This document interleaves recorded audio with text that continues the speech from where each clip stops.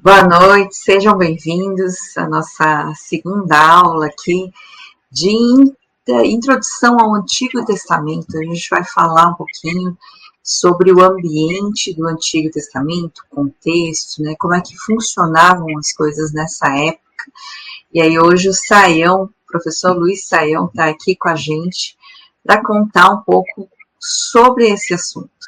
Boa noite, Saião, boa noite a todos. Boa noite, Suzy, muito obrigado, sejam bem-vindos todos aqui que estão em sintonia, né, com a nosso espaço de reflexão e estudo aqui na IBNU, e seja bem-vindo a esse nosso curso de introdução ao Antigo Testamento, né, na última aula a gente teve a oportunidade aí de falar um pouco a respeito dos manuscritos, né, que tem a ver com a Bíblia hebraica, o Antigo Testamento. Hoje, então, a gente vai falar sobre o mundo do Antigo Testamento, esse contexto, esse ambiente, que realidade é essa? Então, eu até começaria para a gente entender um pouquinho da realidade da geografia, né? Assim que tivermos aí a possibilidade de aparecer o cenário, então a gente logo vai mostrar para vocês por meio da projeção também. Mas o que acontece? O contexto do Antigo Oriente Próximo, a região em torno da terra de Israel, é um ambiente muito peculiar, né? O ambiente das antigas civilizações, né? Nós temos três grandes ali ambientes onde se desdobram as civilizações mais importantes da antiguidade, que é exatamente o Antigo Egito, né? Com os faraós e tudo aquilo que a gente conhece, né? Também o que nós temos na antiga Mesopotâmia, com os sumérios, os acadianos e também com os hititas, né? Ao norte ali da terra de Israel, na região da Anatólia, onde é exatamente a região ali onde está hoje a Turquia, né?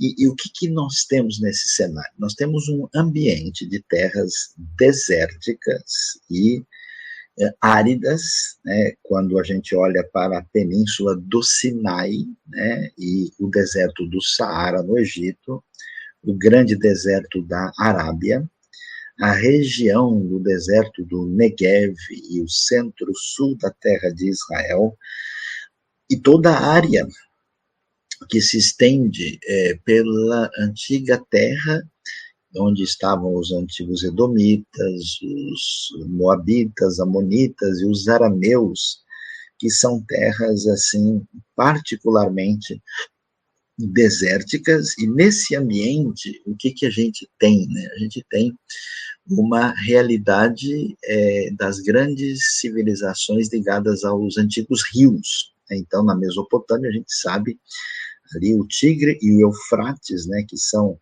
a referência geográfica de fertilidade que permite o surgimento das grandes civilizações dos sumérios, acadianos, depois babilônios, assírios, né?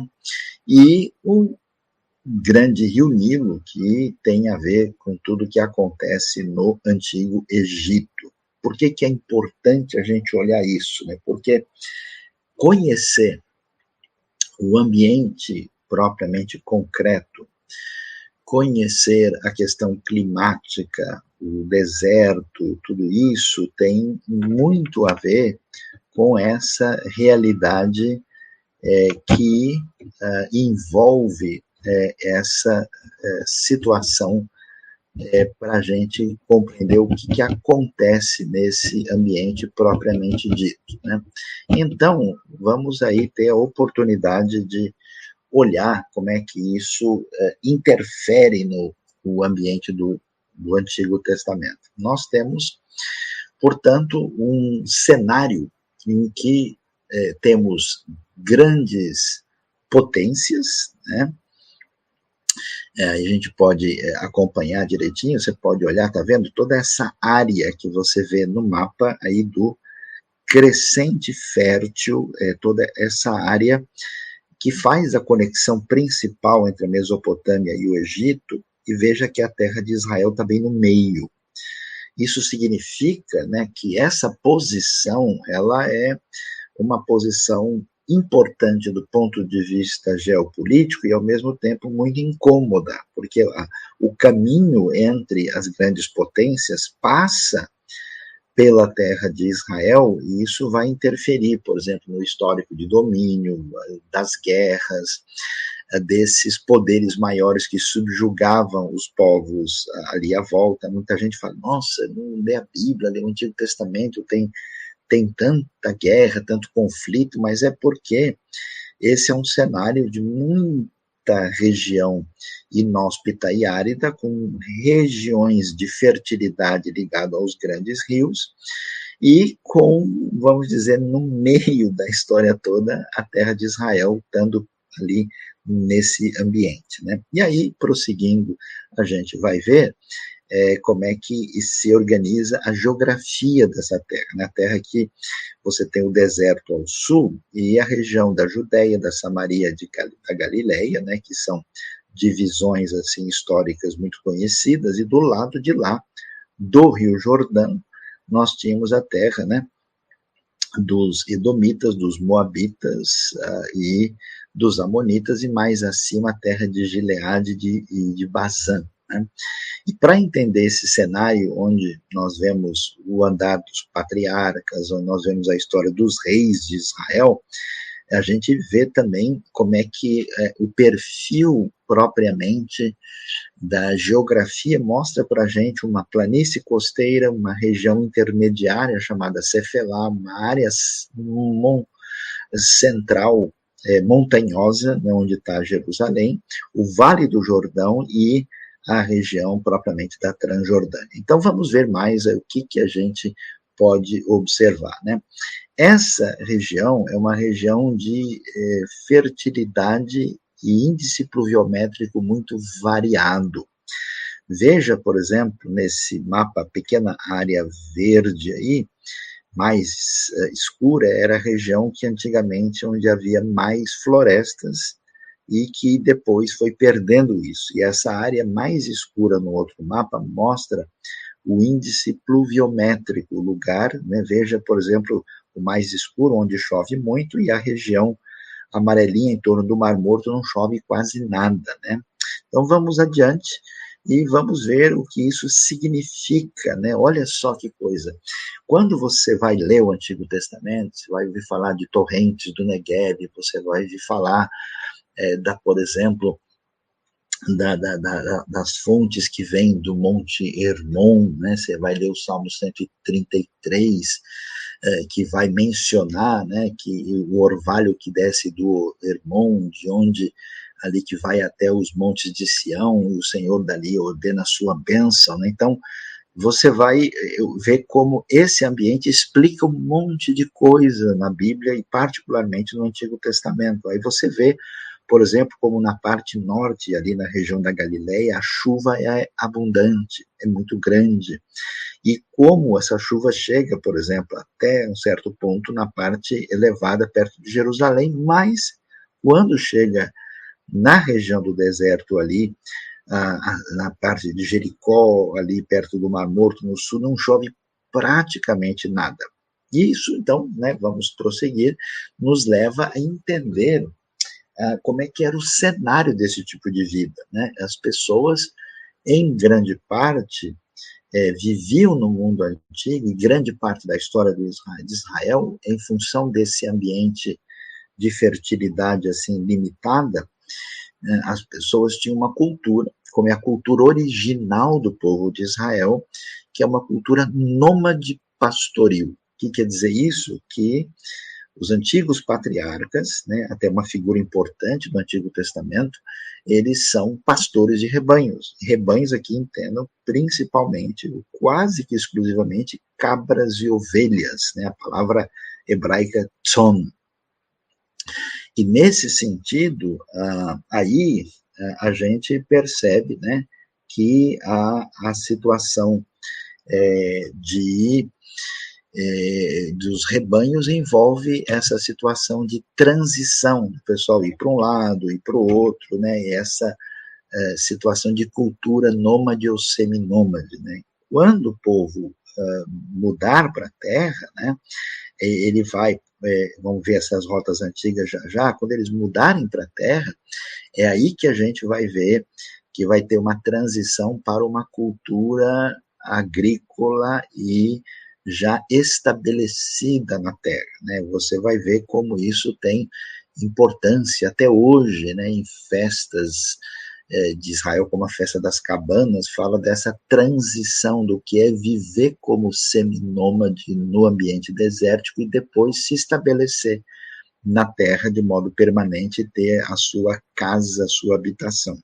Então, nesse ambiente antigo, uma das coisas importantes, olhando as rotas lá de volta, né, era um pouquinho aqui no slide isso, você vê que havia alguns caminhos no mundo antigo. E esses caminhos são rotas conhecidas, por exemplo, essa estrada vermelha que aparece aí junto ao mar era o famoso Via Maris, ou Caminho do Mar, que ligava a região do Egito até a Mesopotâmia e até mesmo a região da Anatólia. Paralelamente, do outro lado, a gente tinha lá o que era chamado aí o Caminho do Rei, né, a Rota Real, que atravessava a região da Transjordânia, né? Então, isso deixa claro para a gente como é que essa vida se definia e que caminhos eram esses, né? Prosseguindo, a gente vê, né, aí as diversas áreas, né? Você tem a região da Transjordânia, o Vale do Rio Jordão, imagina só o Mar Morto, 400 metros abaixo do nível do mar, as montanhas da Cisjordânia, hoje terra onde fica a autoridade palestina na sua maioria, né? E o restante em volta é o Estado de Israel, e depois a zona costeira, para a gente ver a distinção, né? Ou seja, entendendo isso, você consegue, o que é um exercício que não está fácil para todo mundo, entender a realidade do Antigo Testamento, né? Prosseguindo, a gente vai olhar, né, vendo aí, olha que coisa importante, elementos da topografia de Israel. Veja agora toda essa parte mais alaranjada, né, em contraste com a parte verde. A parte verde é a parte aí de planície ou de depressão, como é o Vale do Jordão no meio, né, onde tem ali uma falha geológica. E essa parte mais avermelhada, alaranjada, é a parte montanhosa. Então, por exemplo, quando os israelitas estão ocupando a terra, eles vêm da região ali da Transjordânia, atravessam o Vale do Jordão e conquistam a região elevada, conquistarão Jerusalém, conquistarão as cidades na parte elevada, enquanto os filisteus vão ficar lá na planície junto ao mar, né? E então a compreensão disso é fundamental para a gente entender uma série de textos bíblicos e como essa compreensão, né, ali mais acima você vai ter, por exemplo, o Vale de Jezreel, que atravessa de um lado para o outro, né? E é importante conhecer as diversas regiões, os pontos mais elevados, os montes de Efraim, montes de Judá, algumas das montanhas conhecidas que aparecem aí, que você conhece, o Carmelo, o Tabor, né? Mas indo adiante, a gente vê mais algumas coisas para ver, por exemplo, olha que coisa interessante, importante olhar que a terra de Israel é um espaço muito pequeno. Hoje o Estado de Israel tem 21 mil quilômetros quadrados, incluindo a região da Autoridade Palestina, nós temos aí 27 mil quilômetros quadrados, né? Algo muito pequeno. O Estado de Israel é o mesmo tamanho de Sergipe. E o interessante é que você tem o deserto, a montanha onde chega a cair neve, lagos com regiões bonitas, como se você estivesse nas áreas férteis da Europa, zonas costeiras do Mediterrâneo que parecem áreas bonitas do sul da França, ou mesmo como praias que existem no Brasil, a região do Mar Morto e vários desertos diferentes. Essa variabilidade da Terra, ela pontua uma série de cenários que ajuda, por exemplo, quando você vai entender toda a realidade do Antigo Testamento, do culto a Baal, o culto de fertilidade, tudo que acontece lá, isso significa que você só entende em função dessa questão das chuvas, do período chuvoso que cai sobre a terra, do período seco, dos cultos de fertilidade, como isso tem uma relação de distinção, de variação muito nítida com respeito à realidade que nós temos aí no ambiente do Antigo Testamento. Então você veja, por exemplo, as diversas paisagens da terra de Israel.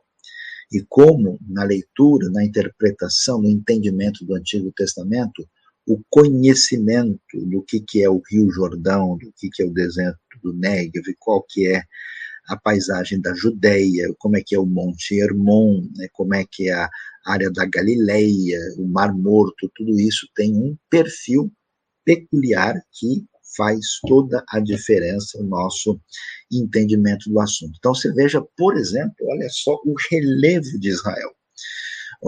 Quando você lê o Salmo 133, que vai falar de união, ele está falando de questões geográficas e climáticas, né? Porque do Monte Hermon e da parte norte de Israel é que desce toda a umidade, inclusive uma brisa suave com vapor, né? Com orvalho que vem de lá, e atinge a área mais desértica, onde está o centro religioso do país, né? Famosa discussão entre o norte e o sul, que se entende mais claramente quando a gente descobre isso, né? Indo um pouquinho mais, a gente vai, né?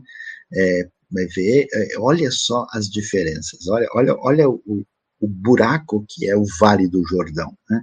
O fundo do Mar Morto chega a 817 metros abaixo do fundo do mar, e a região do Mar Morto aí está entre 400, hoje até 437 metros, Jerusalém quase 800 metros, aquela altura ali é do Monte do Templo, né?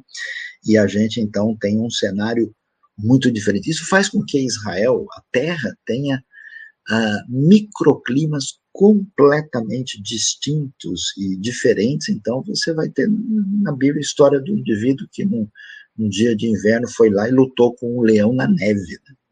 Coisas assim. Você ouve falar de flor que nasce no deserto, você ouve falar de coisas que são muito peculiares. Por exemplo, alguém vai ver o Mar da Galileia e vai ver um lago que parece um espelho de bonito, arrumadinho, e olha para aquilo e diz, imagina, aqui nunca vai ter tempestade nenhuma, essa história da Bíblia está exagerada, né? Mas quando você vê o vento chegando ali, fazendo o que faz no Mar da Galileia, você diz, nunca imaginei que esse negócio fosse acontecer aqui.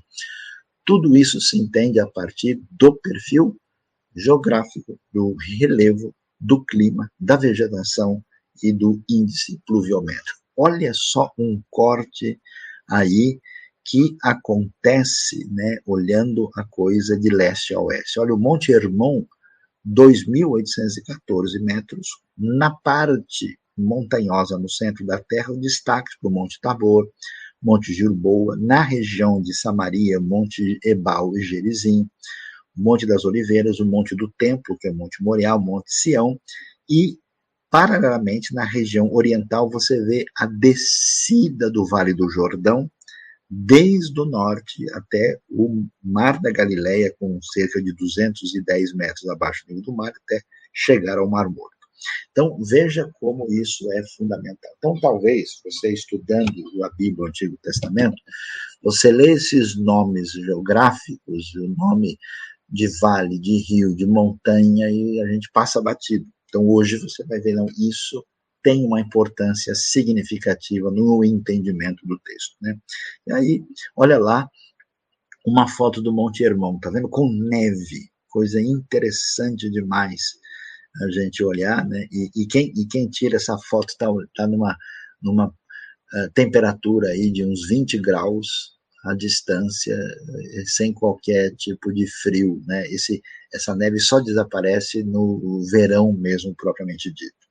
Veja que num lugar onde está cheio de deserto, olha só uma das fontes, a fonte Dan, que vai se tornar uma fonte que vai desaguar no Jordão, né? A palavra Jordão, a palavra Yarden, né, que aparece na história de Naamã, que aparece em vários textos, desde o Antigo Testamento, é um verbo, uma palavra que quer dizer aquele que desce, do verbo yarad. Então veja a pujança, a beleza da água numa vegetação assim muito forte, né? E você entende a história de Elias, você entende toda essa questão. Olha o Mar da Galileia, com água boa, bonita, terras férteis, flores, região de fertilidade. Aí você entende os pagãos que conheciam as terras secas e quando chega num lugar desse, vê, nossa, tem algum poder diferente fazendo tudo isso acontecer aqui à nossa volta, né? E olhe então o que é o deserto da Judéia. Veja, tudo isso está muito perto geograficamente. Você sai de uma área dessa, cheia de fertilidade, e em uma hora você está nessa paisagem completamente desértica, onde se chover, leia-se, cair uma garoazinha, isso é tipo 1, 2 vezes por ano. É um negócio impressionante. E aí a gente vê, né? Aí você vê que Israel, quando está do outro lado do Jordão, ele vai para a terra que mana leite e mel. Aí quando você vê a paisagem do centro-norte de Israel, você vê o que é terra que mana leite e mel, exatamente para quem veio desse contexto de enfrentar a peregrinação no deserto. E aí vamos adiante ver outra coisa. Olha a beleza de Jope, o porto, na parte central, em Jope, lá o famoso porto, né, que tem a ver com a história de Jonas, no Novo Testamento com Pedro, porto onde vai chegar a madeira para a construção do Templo de Salomão, né, pelos fenícios, e onde hoje está a cidade de Tel Aviv, né? Agora, olhando isso, vamos ver a questão da história, né? A gente deu uma... Olha lá, o panorama do Antigo Oriente Próximo. Então, veja que a terra de Canaã, terra onde os israelitas vão habitar, ela está exatamente no meio da grande civilização egípcia. O que acontece? Hoje a gente sabe que os israelitas tinham um estilo de vida simples, né? Então era um povo originalmente nômade pastoril, um povo semita, com uma língua e uma cultura semelhante a alguns povos ali à sua volta. Eles viviam numa estrutura social de clãs, tinham aí não era necessariamente a vida de todo mundo, mas havia famílias ampliadas, havia prática de poligamia, ainda que isso não fosse algo feito por todo mundo, até por questões realmente econômicas, e as habitações que transitam, né, desse mundo de viver em tendas, como nós lemos no própria narrativa bíblica, você tem casas muito pequenas, limitadas, simples, e a realidade familiar envolve um núcleo que vai além daquilo que a gente pode chamar de família nuclear, né? Você tem a casa, né, que envolve o pai de família, com os aparentados trazendo uma amplitude familiar muito maior, né? A gente sabe que os espaços são muito pequenos. As primeiras antigas cidades que a gente tem no Antigo Testamento, a arqueologia revela para a gente que são espaços assim, por exemplo, o núcleo primeiro de formação do início de Jerusalém era um espaço que devia ter aproximadamente 2 a 3 mil pessoas. As cidades desenterradas faz com que a gente calcule algo em torno de umas de 1.000 a 5.000 pessoas. A gente vai ter cidades assim de tamanho maior. Na época do Novo Testamento você começa a ter cidade grande aí com 40, 60 mil habitantes, mas as dimensões são pequenas, são limitadas como o próprio espaço é, e grande parte dele é desértico, né? E aí você vai ver, né, que esses principais ambientes envolve a cultura antiga da Mesopotâmia, com os sumérios, acadianos, com o Egito Antigo, com os hititas e babilônios e assírios, e mais distante um pouco os elamitas, que dão origem aos persas. Por que isso é importante? Porque quando você lê o Antigo Testamento, esse povo de Israel, povo semita, que fala uma língua parecida com algumas em volta, eles têm uma relação de pertinência a esse ambiente do Antigo Oriente Próximo. Ou seja, tem coisa que você lê na Bíblia, que você lendo a literatura egípcia antiga, você encontra elementos paralelos, você encontra certas coisas que ecoam, né? Você tem, por exemplo, o livro de Provérbios e você vê alguma coisa que aparece na literatura de Amenemope. Você tem alguns contos egípcios que evocam, né? Existem paralelos culturais, paralelos literários, porque Israel não está sozinho no ambiente do Oriente Próximo. Vale lembrar que na narrativa bíblica fica claro que Abraão veio de onde? Abraão veio lá de Ur dos Caldeus. Está vendo no mapa aí, na verdinha, onde tem Ur, na Babilônia, ali embaixo? Então, quer dizer que a arqueologia vai revelar para a gente que muita coisa que você encontra no ambiente da Suméria, da realidade dos acadianos, coisas que fazem parte do mundo assírio-babilônico e até mesmo dos hititas, vão ter pertinência no entendimento da história de Israel e do Antigo Testamento. Quer dizer, o tipo de lei, o tipo de tratado que existia, pesquisa linguística, tudo isso faz grande diferença. A gente não só entende a história, né, dessas nações e sua relação com o povo de Israel e com a terra de Canaã, que é um lugar cobiçado e um lugar de passagem. Ela é invadida pela Babilônia, invadida pelos assírios, ela está invadida pelos hititas, ela é invadida pelos egípcios, ou seja, acho que só eu e vocês aí que estão acompanhando que não invadimos, o resto tudo teve junto aí tentando tomar conta do lugar, né? Então a gente vai entender esse cenário e por isso estudar e compreender as civilizações antigas traz para a gente o que a gente chama de luz a respeito do ambiente do Antigo Testamento. Por isso, nos últimos anos, os estudiosos certamente deram muita atenção a essa realidade. Você pode ver, por exemplo, pela descrição bíblica, aquilo que foi a rota de Abraão. Abraão aí aparece, né, como o primeiro, o pai, né, de toda a nação hebraica, né, e a sua trajetória saindo de Ur dos Caldeus, seguindo o fluxo do rio Eufrates até chegar à terra de Canaã, depois ir ao Egito e voltar e dar início à história da redenção que começa a ganhar destaque desde Gênesis capítulo 12, né? Aí nós vamos ver posteriormente, né, como é que essa terra é dividida, os espaços, as tribos, né? É uma história muito mais difícil da gente conseguir alinhar todos os detalhes, mas dá para, pela descrição, ter um detalhamento e ver o protagonismo de 3 tribos, né? O Judá ao sul, Manassés e Efraim ao norte, conforme a narrativa bíblica. Prosseguindo, a gente vê mais alguns elementos importantes, né? Então, as fronteiras da terra de Israel, as fronteiras dos relatos do Antigo Testamento são diferentes. O que quer dizer isso? Que os mapas de Israel no estudo do Antigo Testamento não serão os mesmos. Então, o que acontece? As tribos, elas são divididas, elas não têm unidade em si. Elas têm uma relação de relativa união quando especialmente elas estão sendo atacadas, né?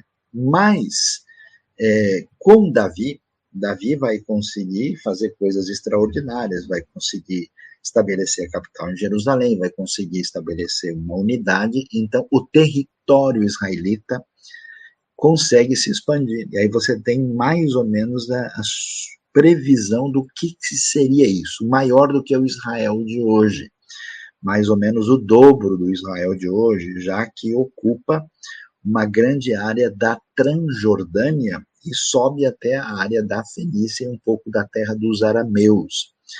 E nesse sentido, você também entende que isso acontece porque Davi tem uma época de paz, onde não existe nenhuma grande ameaça do mundo antigo. Então vamos ver o que acontece na sequência. Olha só, Aqui você vai ver a ampliação do reino de Salomão, né? Salomão vai herdar um reino consolidado por Davi. E aí Davi já tinha feito todos os combates, então olha o verdinho no meio era a extensão do reinado de Saul, que não conseguiu essa união entre as tribos. Davi expande, né, nesse aí, vamos dizer, roxo, né, que aparece no mapa, e a parte rosa mais ampla envolve a extensão do território de Israel na época do rei Salomão. Então é importante porque estudando a Bíblia, você não só, lendo o Antigo Testamento, deve entender a geografia, os desdobramentos desse elemento climático, de fertilidade, o tipo de vida, de sociedade, né, veja que Israel começa com esse ambiente nômade pastoril, depois se torna um ambiente cada vez mais predominante de prática agrícola nas terras férteis, vai praticar o que a gente chama de agricultura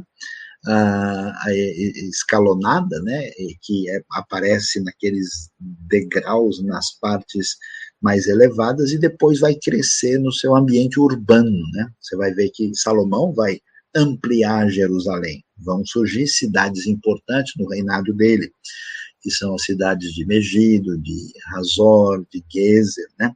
E aí o que acontece? O reino acaba sendo dividido. A gente vê aí no mapa. Essa divisão do reino agora faz com que esse reino seja muito menor. Não só ele diminui para menos da metade da época de Salomão, mas também ele perde todo o espaço que ele tinha domínio sobre as nações em volta, né? E a gente percebe isso.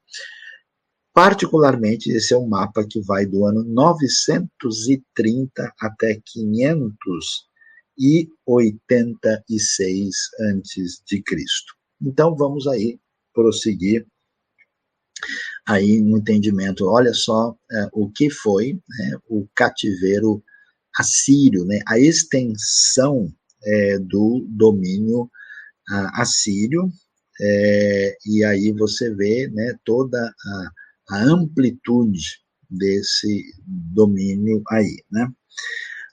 Mais um pouquinho para frente, a gente vê, né, na sequência, a extensão do Império Babilônico. Por quê? Porque os reinos vão ter fim, né, até quando você lê o Antigo Testamento, é importante ter esse foco. Nós vamos ter uma aula propriamente histórica que vai dar detalhes sobre isso, mas você lendo o texto precisa saber de que época está se falando, né?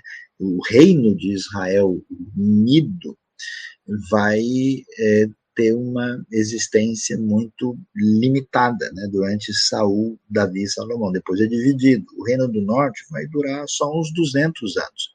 E o reino do sul não vai conseguir, viver por 350 anos. E aí nós temos a mudança desse cenário, né? E então, o que mais nós vamos ver aí, né?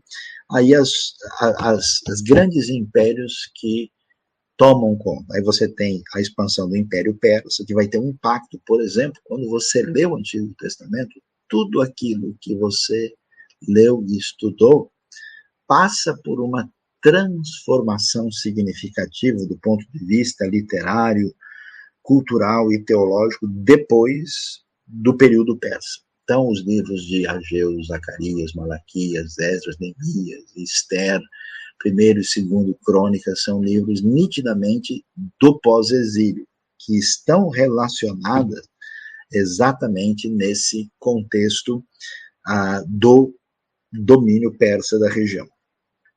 E assim, a gente, né, vai terminar esse ambiente do Antigo Testamento com a realidade daquilo que vai fazer essa transição para a gente compreender o Novo Testamento, que é exatamente esse contexto de helenização, né? Helenização, a gente vai ver somente mais 2 mapas, né? Porque essa helenização mostra por que tudo ficou grego e influencia esse período. Quais são, nessa transição do Antigo para o Novo Testamento, a gente vai ter o quê? O predomínio da civilização grega helênica e depois do Império Romano. Né? Então, quando você chega na transição do Antigo para o Novo Testamento, você saiu do período persa e, caiu no período romano. O que foi que aconteceu?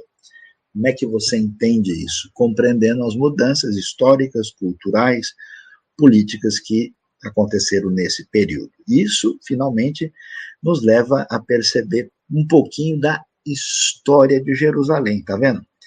Jerusalém começa pequenina na época de Davi, amplia para 3 vezes maior na época de Salomão, tem uma ampliação impressionante no 8º século, na época de Ezequias, depois ela diminui terrivelmente por causa do cativeiro, quando o pessoal volta do exílio, e volta a ser uma cidade maior, né, na época dos Macabeus ou Asmoneus, e chega num tamanho bem significativo na época de Jesus, e maior ainda um pouco antes da sua destruição no ano 66, antes, né, da destruição que acontece no ano 70.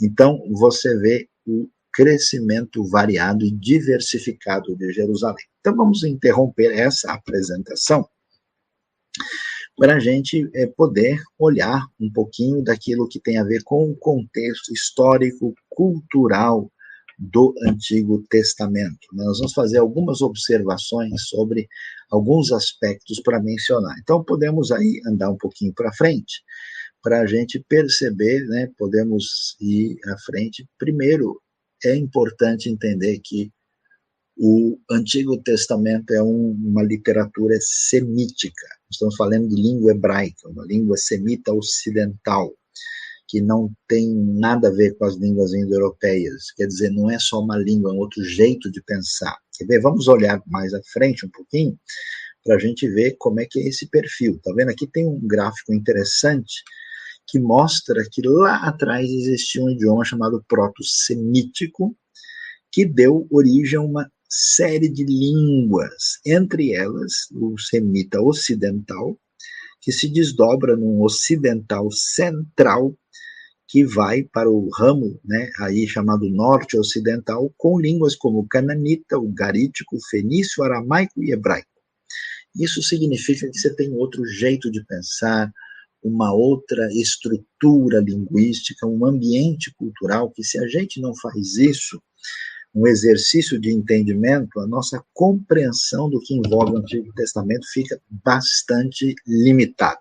Vamos ver um pouquinho mais sobre isso aí, o alfabeto hebraico, né, com as suas consoantes, só para a gente ter o sabor de olhar aí para quem nunca olhou. Mas veja só, quando a gente estuda, você conhece aquele hebraico que você viu, agora esse aí está diferente, né? Quando os arqueólogos escavam e pegam inscrições do tempo do Antigo Testamento, eles encontram essas letras aí. Não é aquela letra quadradinha que a gente aprende quando estuda a língua hebraica hoje, é o chamado paleo-hebraico. Nesse sentido, o paleo-hebraico, né, tem toda uma história bem peculiar que faz toda a diferença de entender o que está presente nesse cenário aí. Então, eu não quero gastar muito tempo, né? Nós queremos aí ir diretamente para o slide 27 para poder aí analisar essa questão linguística e os seus desdobramentos. Então, veja lá. Quando você entende que você tem uma outra língua que é totalmente diferente no cenário de interpretação da realidade, com paradigmas de organização do mundo, o estudo linguístico é determinante. Então, um conselho para quem quer estudar o Antigo Testamento com seriedade, antes de fazer teologia e ligá-la à ciência ou qualquer coisa, é preciso ouvir a exegese baseada no contexto linguístico. E aí a gente vai ver como esse cenário tem importância. Vamos aí prosseguir agora vendo aquilo que acontece no ambiente do Êxodo, da Aliança do Sinai. Vamos lá, olha que coisa interessante. Deus aparece a Moisés e se apresenta pelo seu nome, né, o nome impronunciável do Eterno, e estabelece com ele uma aliança. O que é isso? Vamos ver? Essa ideia, né, que aparece na sequência de aliança tem a ver com o quê? Né? Vamos observar aí. Olha, aliança é o quê? É uma promessa, um acordo entre duas partes que envolvia obrigações e benefícios. Mas não é só assim uma promessa ou acordo informal, é mais do que isso. O que tem na aliança? Vamos ver na sequência o que tínhamos aí nesse cenário, né? Olhando para o Antigo Testamento, a gente tem diversas situações quando Deus, vamos dizer, faz uma parceria com pessoas ou com a nação de Israel, e você tem a aliança noética, abraâmica, mosaica, davídica, tem a nova aliança, e aí vale a pena ver, né, o que é que aparece aí, o que a gente tem. Vamos ver? A gente tinha dois tipos de aliança, né? Tecnicamente, tínhamos o que era chamada aliança bilateral, que era uma aliança condicional, e unilateral, que era uma aliança incondicional. E aí o que acontece? Quando a gente vê a história do Êxodo, a gente vai pular uns slides para frente aí, na aliança sinaítica, o que você tem? Não era simplesmente uma aliança. Esse cenário do Antigo Testamento envolvia uma aliança que era baseado num tipo de documento internacional da antiguidade. Esse documento é um documento que era feito entre um rei mais poderoso e um rei dominado, um suzerano e um vassalo. O jeito que essa aliança é feita é uma aliança baseada nesse tipo de contrato da antiguidade. Aí você vê, né, a aliança que Deus faz, e que aparece aí, especialmente em Êxodo 20, mas na verdade começa no 19 e vai até o 24, e que vai compor, né, a lei, né, que faz parte dessa aliança com os 10 mandamentos, que na verdade são 613 no total, e que estão devidamente, vamos dizer, resumidos nos dois grandes princípios maiores que Jesus deixou claro aí, né, olhando um pouquinho mais para frente,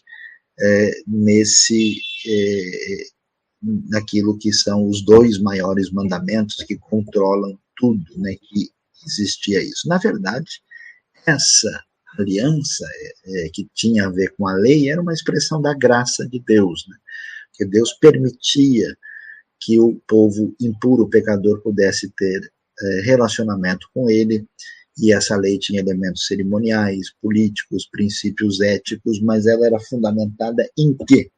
Né? Olha que coisa interessante, olhando para o Antigo Oriente Próximo, você vai ver alguns códigos de lei que são parecidos com o que você encontra na Bíblia. O código de Ur-Namur, as leis de Eshnuna, o código de Lipit Ishtar, o código de Hammurabi, né, cujo documento principal está lá no Museu do Louvre, em Paris, e as leis hititas que aparecem aí. Vocês veem no slide desses códigos legais que aparecem aí na sequência, né, no próximo slide, acho que deve estar já sendo mostrado para todo mundo. Isso, essas leis que aparecem e que são bem interessantes e que fazem toda a diferença para entendermos esse cenário bem peculiar e significativo. Para vocês terem uma ideia, como isso é importante, olha só, na sequência, o que a gente tem aí, o chamado Tratado de Kadesh. O que é isso? Um tratado internacional de paz feito por volta de 1260 a.C., entre os egípcios e os hititas, com a participação de Hattushildes III e Ramsés II. Como é que esses documentos funcionavam e por que eles são importantes? Porque quando você encontra a aliança que Deus faz com Israel, expressa no Êxodo, expressa no Deuteronômio, o perfil literário jurídico é exatamente semelhante a esse tipo de tratado. Quer ver? Dá uma olhada na sequência para ver como é que era um tratado hitita. Ele tinha um preâmbulo, ele tinha um prólogo histórico, tinha uma parte que era uma estipulação básica com a declaração de substância do que envolvia o tratado. Ele tinha estipulações detalhadas, apresentavam-se no tratado testemunhas e ele fechava com aquilo que eram chamadas bênçãos e maldições.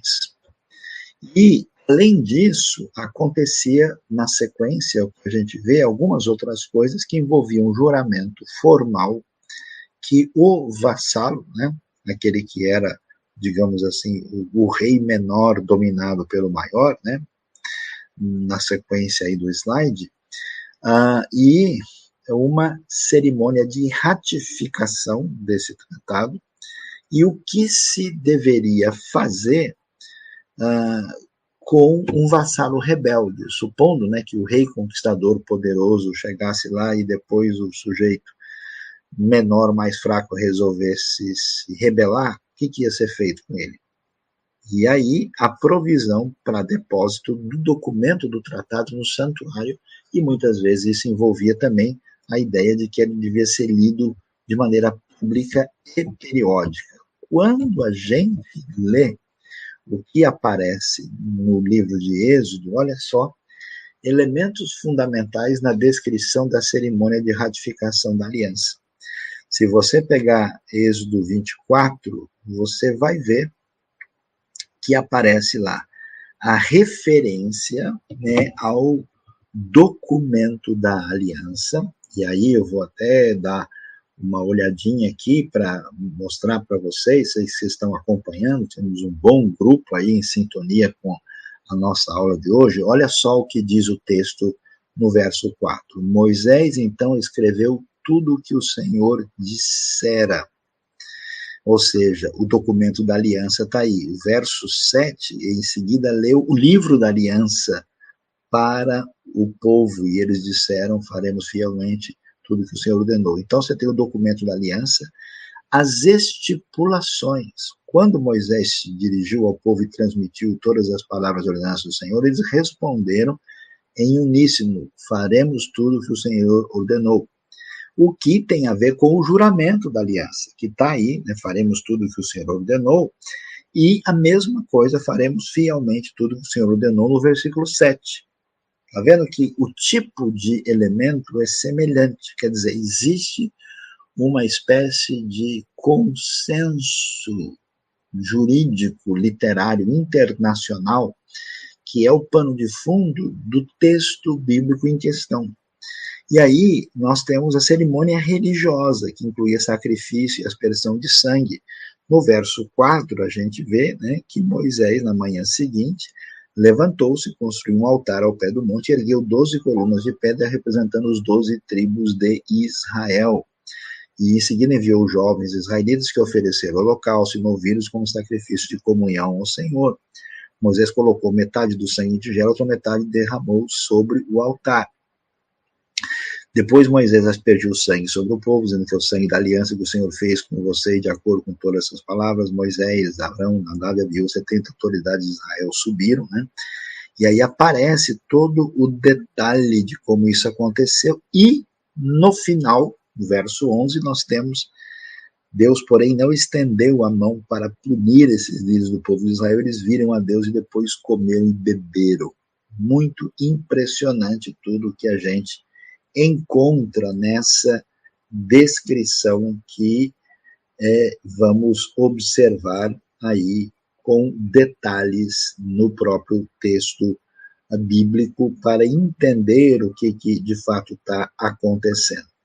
E aí, diante disso, a gente vê, né, na sequência, que também, apesar disso, havia diferenças. Olha só, apesar das semelhanças, havia, por exemplo, diferenças específicas. Enquanto os códigos legais da antiguidade tinham o perfil que tinham, em Israel a idolatria era condenada, a vida era respeitada de maneira diferenciada, né? A gente vai encontrar isso aí. A restrição de punições, né? O pessoal às vezes lê o Antigo Testamento e fica assustado porque não conhece a realidade do mundo antigo. Veja bem, Não é porque a pessoa terminou de ler, vamos dizer, a palavra de Jesus para a mulher samaritana, ele acabou de ler o Sermão do Monte, aí ele lê um texto do Antigo Testamento e fala, nossa, que isso aqui é a palavra de Deus, mas ele não está entendendo de que contexto e ambiente surge o Antigo Testamento. Você tem um ambiente onde a liderança poderosa, dominadora, pode fazer o que quiser com quem quiser. Que esse negócio é de ver no Egito, né? A população quase, na sua maioria, escrava para construir pirâmide para servir de caixão do faraó a seguir na direção da eternidade, né? Então, a coisa ganha um perfil bem diferente, né? Então, nós temos aí distinção, né, muito grande, né? Não tem mutilação física. Distinção de classe não é um elemento importante, como acontece em outros cenários, né? Os escravos são protegidos contra abusos, a imoralidade é punida com severidade, órfãos, viúvas e estrangeiros são protegidos, né? A nossa aula tem limites, eu não vou entrar em Levítico, nos outros assim, materiais que a gente poderia ficar aqui a vida toda mais 6 meses, né?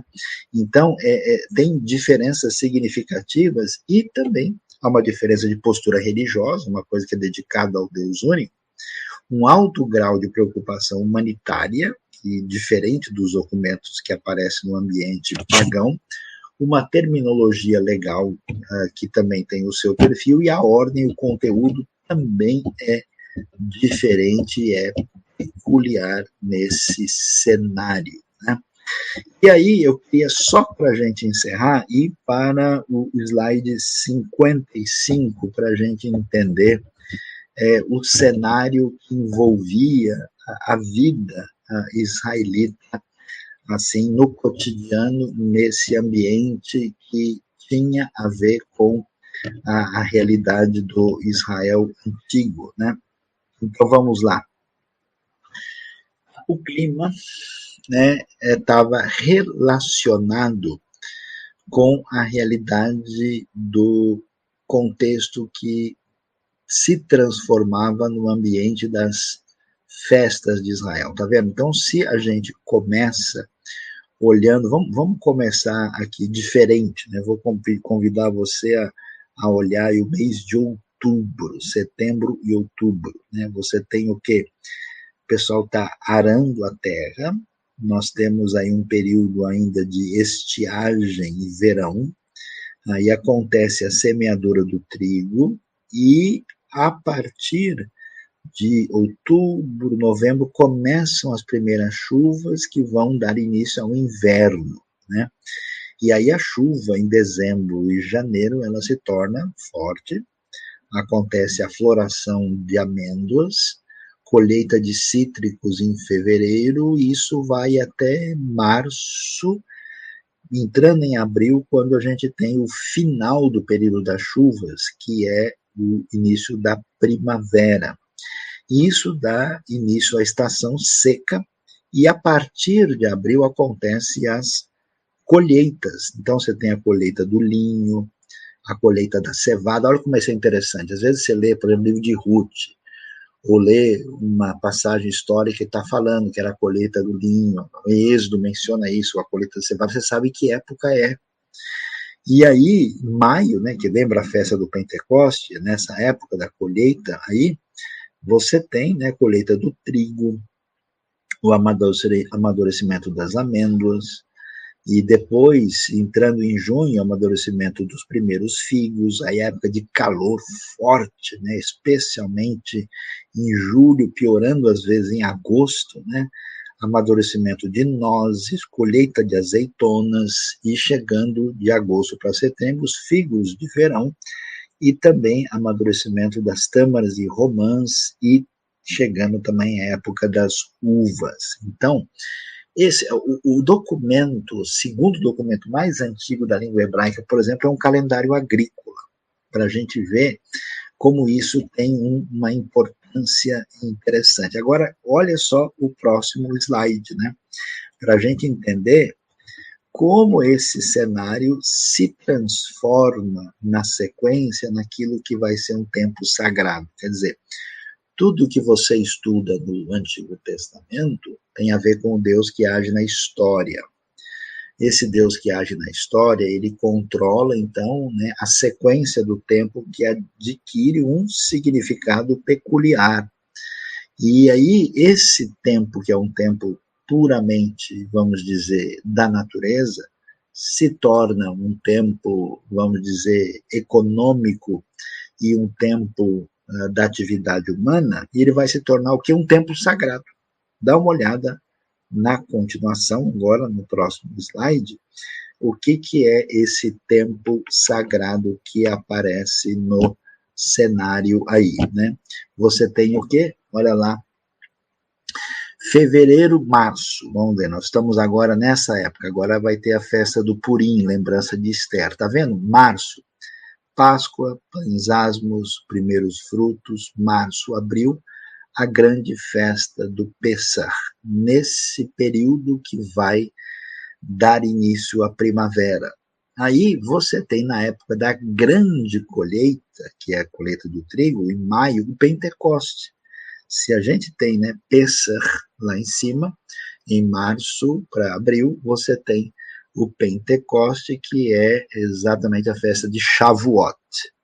Aí você tem todo o período do verão, e quando tiver transição para o momento, né, exatamente do final do verão, né, para o outono, né, antes do inverno, você tem as festas importantes, que é o Rosh Hashanah, que é a festa das trombetas ou do Ano Novo, o Yom Kippur, que é o dia da purificação, o dia do perdão, e a festa dos tabernáculos, que é o Sukkot. Então veja como as festas estão ligadas a esse calendário e que elas acontecem nesse cenário de primavera e outono. E aí, né, nós temos então o final de outubro, novembro, e em dezembro o destaque para uma festa que, assim como o Purim, só tem referência com a história, que é a festa de Hanukkah, que tem a ver com a festa da dedicação, mencionada em João 10, 22. Então, nós temos aqui um tempo sagrado, um tempo de Deus, memória, história, vida com Deus presente nessa percepção da realidade. Então, a gente, vamos dizer, termina aí a apresentação do nosso slide e vamos aqui fazer um desfecho disso. Então, o que a gente percebe? Que entender o Antigo Testamento passa para o entendimento desse mundo antigo. Que mundo é esse? O mundo, né, de geografia e perfil, de relevo, de fertilidade, de clima, de situação peculiar que dá um transfundo necessário para entender o que os textos estão dizendo. Um mundo geopolítico de grandes potências e de povos menores vivendo ali em volta, como não mencionei tanto, mas ali estão os filisteus, os fenícios, os amorreus, né, os diversos povos da terra de Canaã, os hititas ali, os amonitas, moabitas, edomitas, arameus e outros que aparecem no cenário. Então, entender esse pano de fundo é fundamental para entender muita coisa do Antigo Testamento e ter essa compreensão histórica. E, então, nós vimos também como é valioso e significativo entender que nós temos certos elementos peculiares, né, que tem a ver com a questão linguística, com a questão literária, cultural e com esse ambiente natural que transborda de entendimento da realidade a partir da experiência de fé do Israel antigo. Então, com isso, né, a gente tem aí um cenário interessante, valioso, importante para o nosso entendimento do Antigo Testamento nesse nosso curso aqui da IBNU de Introdução ao Antigo Testamento. Então vamos lá, a professora Suzy está aí no cenário para um momento de perguntas e respostas. Será que temos perguntas? Será que o pessoal está animado? Professora Suzy, a turma está sintonizada aí, não sei se no tempo atual ou se eles estão no tempo antigo. Pois é, tem muita gente aqui acompanhando a gente e eu queria agradecer o pessoal, né? Podem enviar suas perguntas. Eu vou começar com uma pergunta aqui.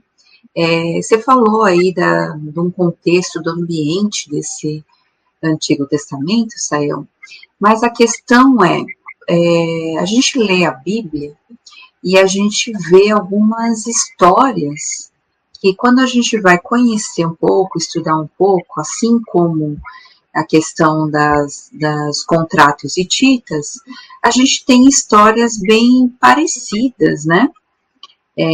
Por exemplo, da criação, a gente tem histórias parecidas do dilúvio, a gente tem algumas coisas que são perceptíveis no contexto, né, desses povos vizinhos a Israel nessa época.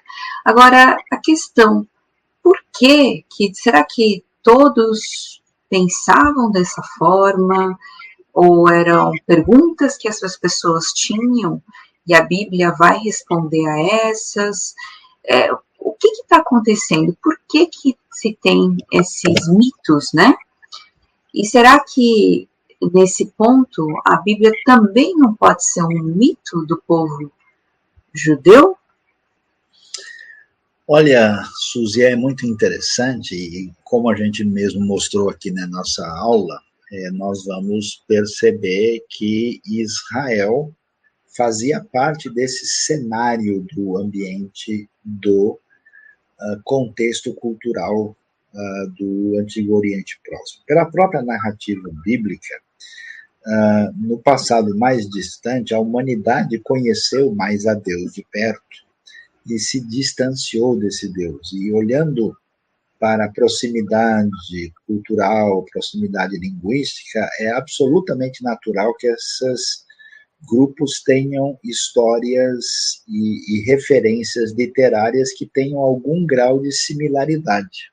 Né? E aí, o que a gente tem, especialmente nas histórias mais antigas, uma certa similaridade com alguns textos que surgem no ambiente da Mesopotâmia, né, entre os sumérios, entre os acadianos. Então é conhecida a história, por exemplo, um mito de criação chamado Enuma Elish. Nós temos histórias semelhantes do dilúvio, né, como aparece lá no Epopeia de Gilgamesh, né, o épico de Atrahasis, as leis, né, de Hammurabi e coisas que são parecidas. Então isso mostra que esse cenário faz parte do radar desse ambiente. E o fato dessas histórias serem semelhantes, muita gente fala, então quer dizer que na Bíblia, na verdade, a gente tem simplesmente uma cópia do que foi feito lá.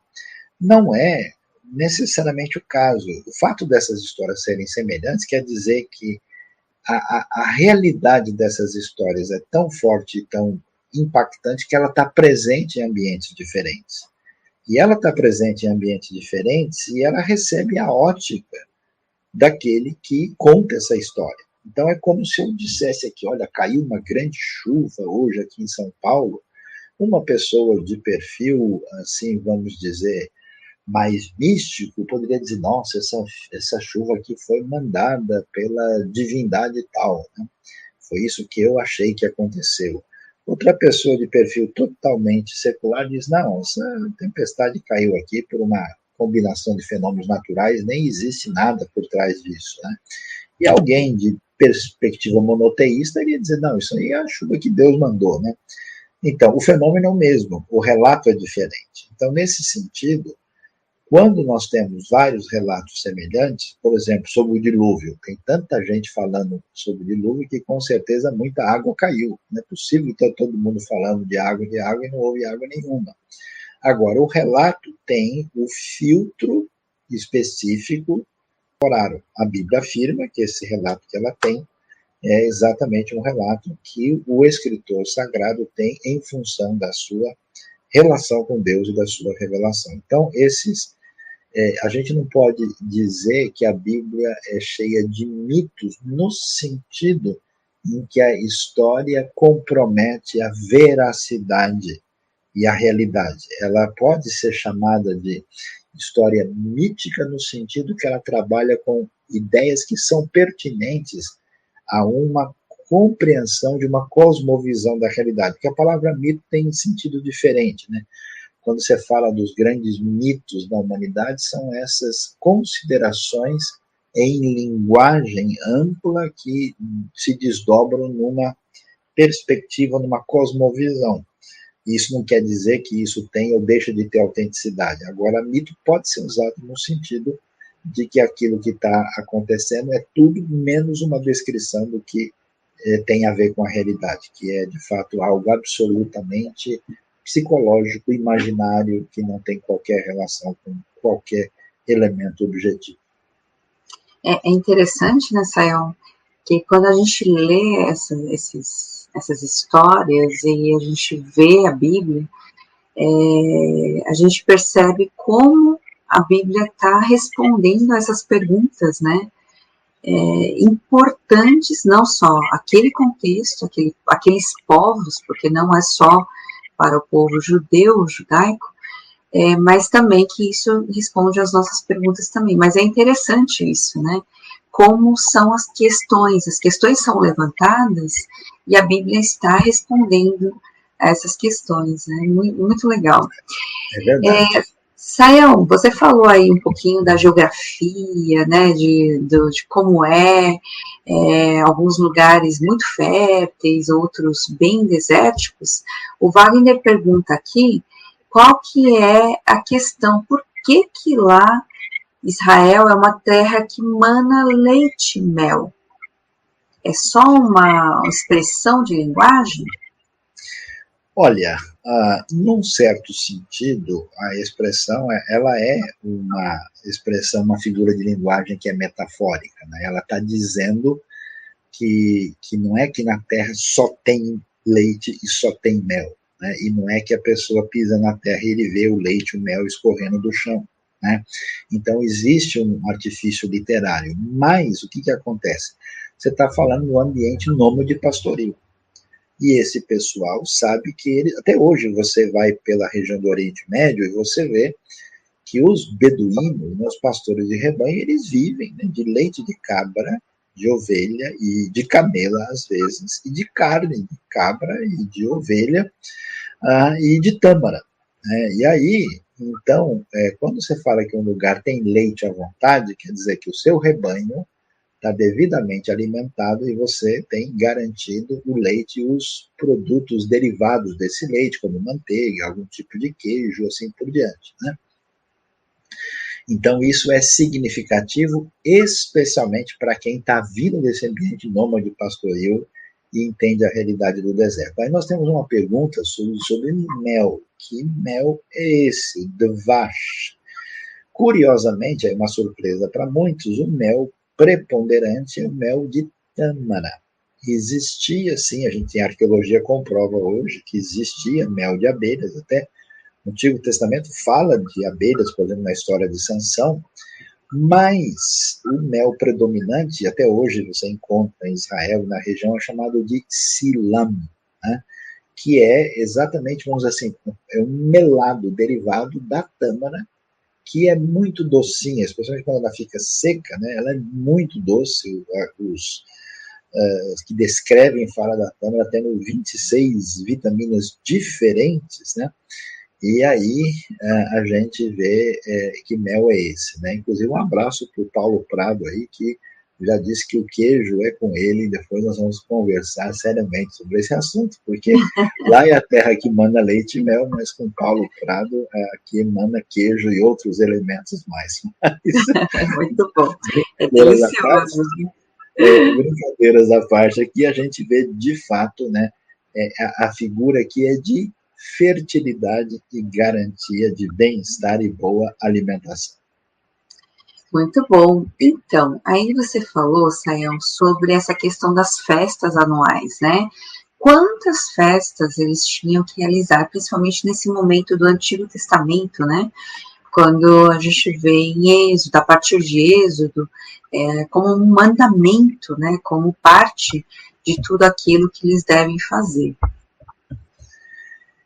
Então, a grande questão fundamental na história de Israel envolvia principalmente a ideia de que o santuário maior dedicado a Deus se dava principalmente no tempo, mais até do que no espaço, né? Porque você vê que o espaço, ele era móvel, né? Então eles tiveram o tabernáculo no deserto, depois o tabernáculo ficou, eles tiveram um tempo lá em Gilgal, e depois em Gibeão, aí tabernáculo em Siló, até ter um templo demorou, mas a ideia de que Deus deve ser lembrado na caminhada da vida era especialmente reforçada no Shabat.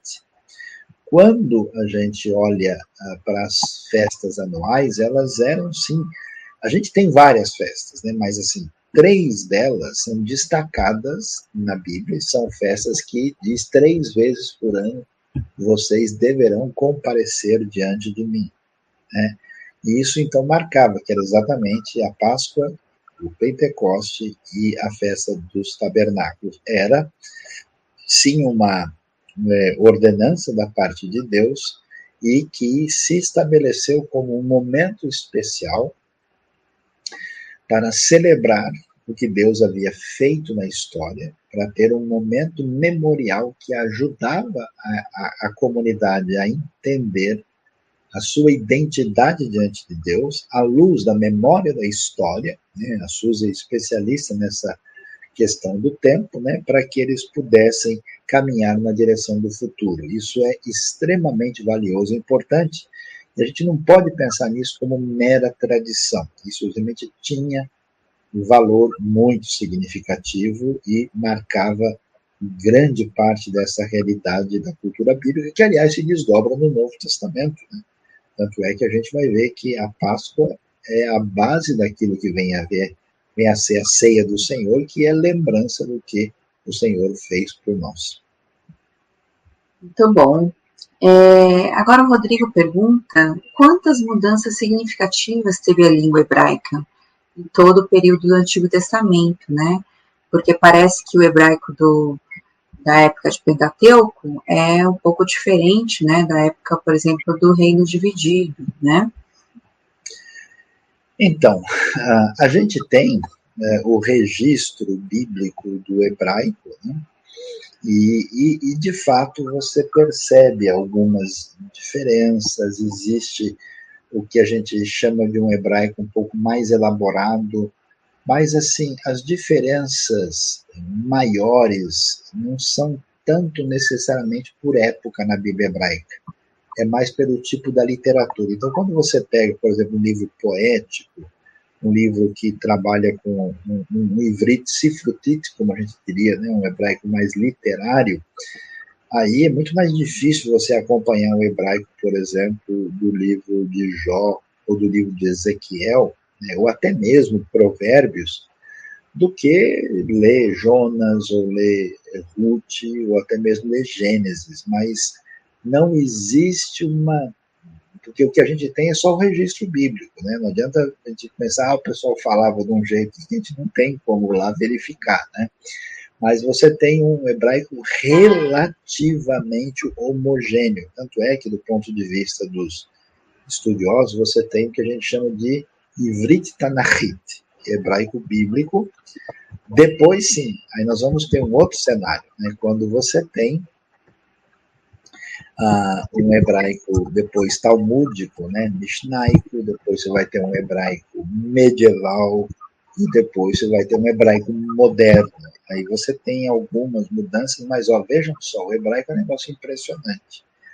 Uma pessoa com pouca formação, você pega um junior, um adolescente em Israel, né, e abre para ele a Bíblia, ele começa a ler, ele vai entender, vai achar uma linguagem um pouquinho mais forte aqui, tá, mas ele entende o que o texto está dizendo.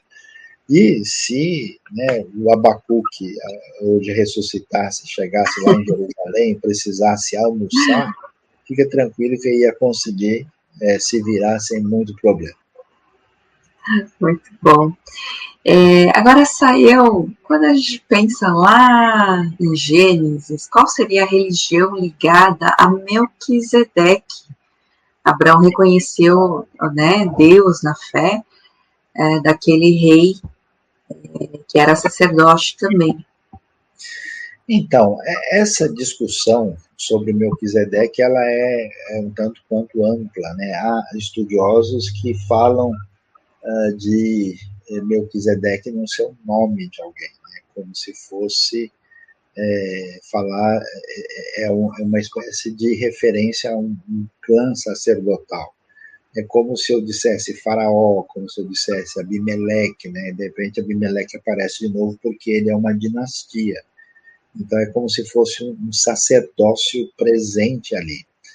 O que muitos estudiosos afirmam, e parece que eles têm razão, é que Deus age na aliança por meio de Abraão, mas de repente, no meio da terra de Canaã, tem ali um sacerdote, que parece ser sacerdote e rei, que é chamado Rei de Salém, né, se discute exatamente onde é que essa localidade, alguns sugerem ser Jerusalém, tem toda uma amplitude de discussão nisso, e que Abraão reconhece, e ele é chamado de sacerdote do Elion, do Deus Altíssimo, deixando nos entender que o Deus que age na história da redenção pela aliança por meio de Abraão, deixa também o seu testemunho de alguma maneira, fora do eixo que tem a ver com Abraão. Então, nesse sentido, é curioso que Abraão encontra Melquisedeque e oferece. Algumas pessoas chegam a sugerir, não, Melquisedeque é Jesus, né? Mas é muito além do que a gente pode entender, porque o texto não diz isso, né? Nem aparece como uma teofania, e talvez a compreensão indevida do que Hebreus vai apresentar, quando o Hebreus vai falar que Jesus é sacerdote segundo a ordem de Melquisedeque. Ou seja, não é que Jesus é Melquisedeque, é que o sacerdócio dele é um sacerdócio semelhante ao de Melquisedeque. Em que sentido? No sentido em que o sacerdócio levítico era necessário ser comprovado por genealogia. Né? Somente pode ser sacerdote quem é descendente de Levi, quem é da linhagem de Arão. Né? Mas o que a gente vai ver é que Jesus é um sacerdote que não precisa dessa linhagem, e se alguém fosse questionar isso, o texto diz, olha, se Abraão, que foi o primeiro da formação do povo de Israel, reconheceu o sacerdócio de Melquisedeque, um sacerdócio desse jeito, e que parece que tem um sentido maior, porque ele envolve uma realidade que vai para além do povo de Israel, então ele é um sacerdote que tem pertinência para essa realidade da revelação. Agora, Sayão, qual é a relação de Israel com as nações vizinhas nesse contexto do Antigo Testamento? A relação é dupla, né? Eu diria até tripla. Primeiro que Israel é um ambiente, veja pessoal, preste atenção, Israel em si não é um elemento sagrado que caiu do céu metafísico. Josué 24:2 vai dizer que os nossos antepassados, os nossos pais, eram idólatras que viviam além do rio. Deus começa a falar com Abraão no ambiente da Mesopotâmia, em Ur, onde as pessoas, até a própria tradição judaica, fala do pai de Abraão sendo alguém que era um vendedor de ídolos. Né? A gente vai ver, até mesmo quando o Jacó vai, né, chegar lá para o tio dele, o Labão, né? Lembra lá dos deuses do Labão, que a Raquel esconde, os terafim, quer dizer, o negócio ali nunca foi direito, o pessoal estava mesmo, aquela base que, né, para baixo todo santo ajuda, né? E aí, o que a gente vai perceber nesse cenário é que o entendimento de Israel é dentro do ambiente desse contexto cultural do Antigo Oriente Próximo. Israel não surge do nada, é um desdobramento dessa realidade através da intervenção divina. E aí nós temos dois elementos. Um elemento em que Israel tem que ter uma distinção em relação às nações, não porque Israel seja melhor, não por causa de etnia, mas porque as nações vivem atrás dos deuses falsos com seus desdobramentos, com rituais que envolvem sacrifícios humanos, com rituais que envolvem uma promiscuidade sem sentido, e então Israel deve procurar ser um povo santo, distinto para Deus, portanto, não pode tolerar os deuses falsos e seus desdobramentos. Ao mesmo tempo, Israel faz isso, mas não no sentido em que Israel tem que ter um distanciamento pleno das nações.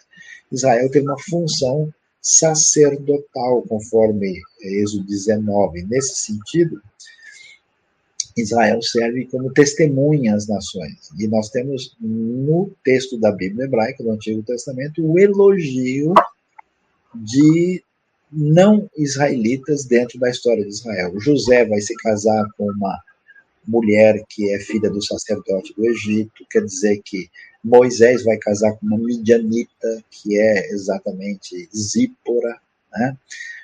Depois aparece uma outra história de uma mulher que é chamada Cuxita, né? Que aparece lá na história mais tarde, depois em Números capítulo 12.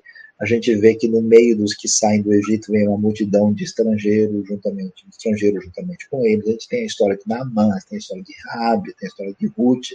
Ou seja, o estrangeiro não é estrangeiro quando ele conhece o Deus verdadeiro. Ele passa a fazer parte. Então Israel tem essa função de distinção, de separação e de testemunho e de praticamente uma espécie de proposta missiológica dentro do Antigo Testamento. Eles deveriam cantar entre as nações a glória de Deus e entre todos os povos as suas maravilhas. É muito interessante isso, né, Sayão?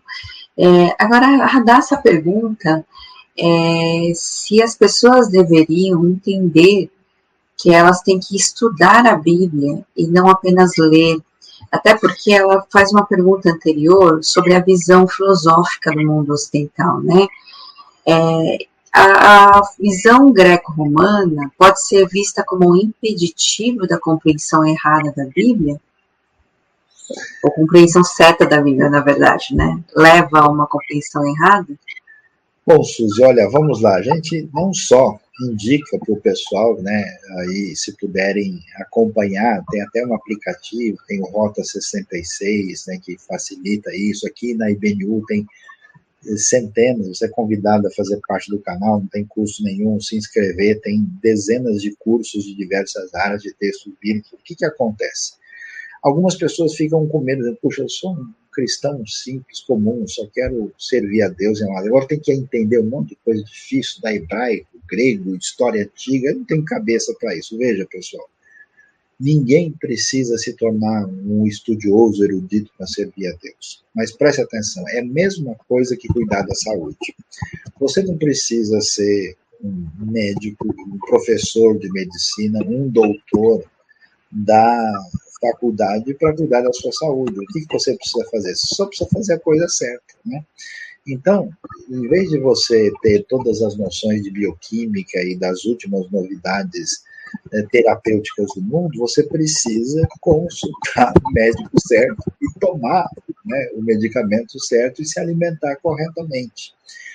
Quando a Bíblia fala para a gente que existe pessoas que têm o dom, né, de ensino, né, você tem Efésios 4:11, tem a ideia do pastor e mestre, então a sua responsabilidade é ler a Bíblia, aprender o quanto você puder e tentar acompanhar com discernimento o ensino que você percebe que edifica a sua vida, que aproxima a sua pessoa de Deus e do amor a Jesus, a igreja, a obra de Deus, para que você se desenvolva. Então, não quer dizer erudição. Agora, se a gente quiser se aprofundar, isso é bom.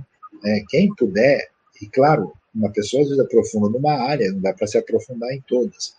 Mas uma visão A gente viu, a Bíblia foi escrita num ambiente antigo, no contexto semítico, dentro de uma perspectiva hebraica da realidade. Uma visão é muito ligada, né, a essa visão mais ocidental, ou mais, né, desse contexto aí de base greco-romana, europeia, americana, brasileira. Claro que ela vai ter desdobramentos, vamos dizer, que precisam ser realinhados. Para você entender o texto direito, você precisa, de fato, entender que o importante no texto, às vezes, são outras coisas que aparecem e não aquilo que a nossa cabeça limitada está entendendo. Então, o esforço para aprender é, de fato, importante e faz diferença e vale a pena perceber isso para a gente poder crescer em conhecimento e espiritualmente. Muito bom, Sayão. A gente está chegando aqui no final, tem algumas perguntas, mas assim, aí a gente ainda tem algumas aulas, né? Vai ter agora em fevereiro, mas também em março. Então, a gente vai ter história de Israel ainda, vai falar sobre um pouco sobre a sociedade, sobre a ética, sobre o Deus eterno, vai falar sobre a monarquia, vai falar sobre literaturas. Então, aguardem um pouquinho, né, e acompanhem a gente aí nessa jornada, né, de estudos aí introdutórios ao Antigo Testamento. E é isso, agradecemos muito por vocês estarem junto e por esse momento tão importante, não tão precioso, né? Agradecemos aí ao professor Sayão. Muito obrigada. Obrigado, boa noite a todos e fiquem em sintonia conosco. Amanhã, inclusive, temos uma reflexão logo cedo, né, na nossa celebração, também online, você está convidado a acompanhar conosco. Muito obrigado, Deus abençoe a todos e fiquem sempre sintonizados aqui com a gente na IBNU. Boa noite. Boa noite.